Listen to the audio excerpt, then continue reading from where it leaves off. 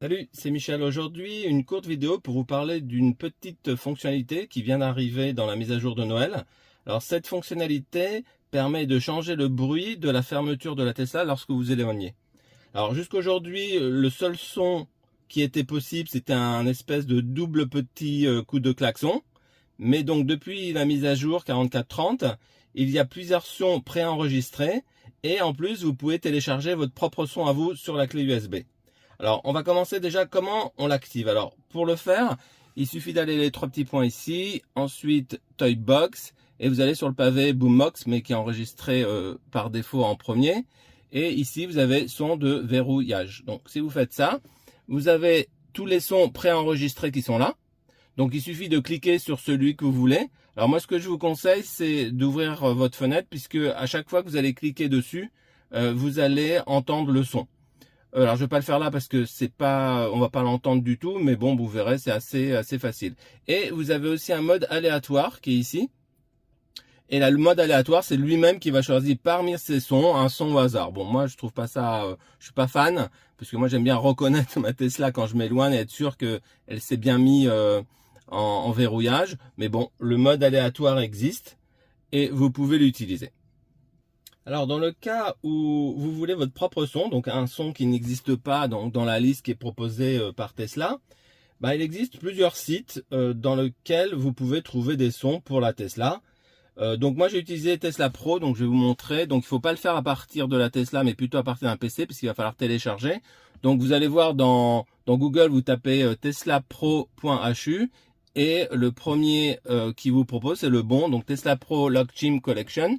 Et ici, vous avez tous les sons.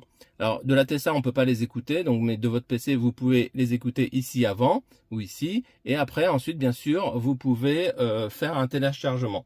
Alors, l'avantage d'utiliser les sons sur un site, bah, c'est qu'ils ont le bon format, ils ont le bon nom, et ils ont la bonne taille maximale.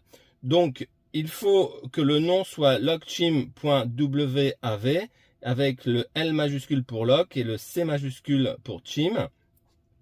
Et donc, comme je l'ai dit, il y a une taille maximale, donc c'est 1 mégaoctet pour les fichiers. Il doit absolument être à la racine, donc le niveau le plus haut de votre répertoire sur la clé USB. Et si, comme moi, vous avez une seule clé avec deux partitions, une pour la musique et une pour Sentinel, il faut le copier dans la partition Sentinel. Alors, si vous ne savez pas comment faire deux partitions, j'ai fait une vidéo qui explique en 3 minutes comment créer une partition, parce que maintenant, les clés USB sont assez grandes pour supporter deux partitions et justement mettre pas mal de musique sur la clé USB tout en ayant Sentinel. Donc, regardez cette vidéo si ça vous intéresse. Et donc, une fois que vous avez mis donc ce fichier logchim dans la partition Sentinel au niveau le plus haut, ben ensuite dans l'option Boombox ici, vous allez choisir USB. Et quand vous allez choisir USB ici, il va aller jouer le son qui se trouve sur votre clé USB. Comme sur la clé USB, il peut en avoir qu'un avec ce nom-là, ben en fait, vous pouvez en avoir qu'un. Et donc, il va jouer celui-ci. Et dès que vous allez sortir du véhicule et vous éloigner, ben c'est ce son-là qui va être joué. J'ai oublié de vous dire que quand on parle de clé USB, on parle du port qui se trouve dans la boîte à gants. En tous les cas, sur le modèle Y, c'est le seul port où il y a de la data. Le reste des ports, c'est juste pour recharger votre téléphone portable. Alors, c'est dommage qu'il n'est pas possible de régler le niveau du son, car certains fichiers donc téléchargés sur des sites sont vraiment super forts, moi je trouve. Donc, pour diminuer le son, vous pouvez le faire, mais il faut le faire à partir de votre ordinateur. Donc moi, j'ai utilisé mp3cut.net, donc je vous mettrai le lien. Et ça se fait en ligne, ça veut dire que vous téléchargez du site de tout à l'heure, la Tesla Pro, le fichier que vous voulez. Si vous trouvez qu'il est trop fort, vous allez sur mp3cut.net, vous allez chercher votre fichier qui se trouve donc sur votre ordinateur.